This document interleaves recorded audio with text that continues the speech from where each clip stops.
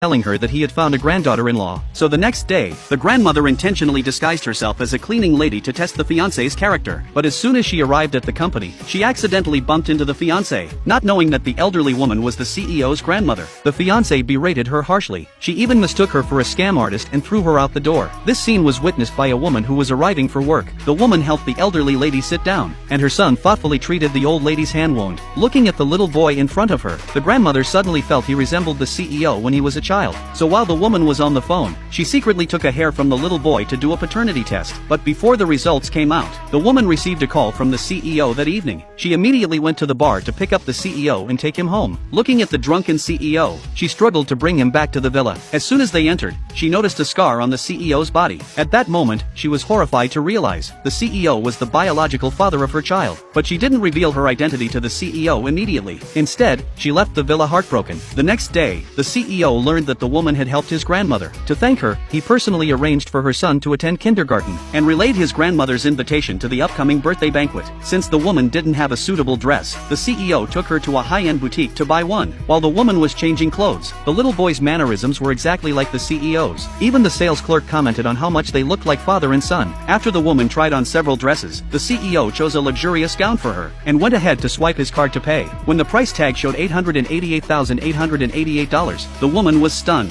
She thought the dress could be considered compensation for the years she and her son had endured without the CEO. At the banquet hall, the woman made a stunning entrance. Everyone marveled at how she was even more beautiful than the CEO's fiancé. The fiancé, angry, humiliated the woman, calling her lowly and saying she must have rented the dress to sneak into the party for free food and drink. The son replied that the dress was bought by the CEO. Hearing this, the fiancé became jealous. Believing the woman was trying to drive a wedge between her and the CEO, she immediately ordered the security to throw the woman out. The woman explained that she was invited by the CEO's grandmother to attend, but the fiancé refused to believe her. After all, even she hadn't met the grandmother in person. Unexpectedly, the CEO's grandmother suddenly appeared, and scolded them for daring to bully her granddaughter-in-law. The fiancé recognized the old woman as the company's cleaning lady. She accused the woman of not only bringing her son to mooch off the party, but also dragging along the elderly woman. The woman hurriedly clarified that the old lady was the CEO's grandmother, and that tonight's banquet was being held in her honor. The fiancé laughed and said, the CEO's grandmother was a distinguished person who would have bodyguards. This old woman was just a cleaning lady. No matter how the woman tried to explain,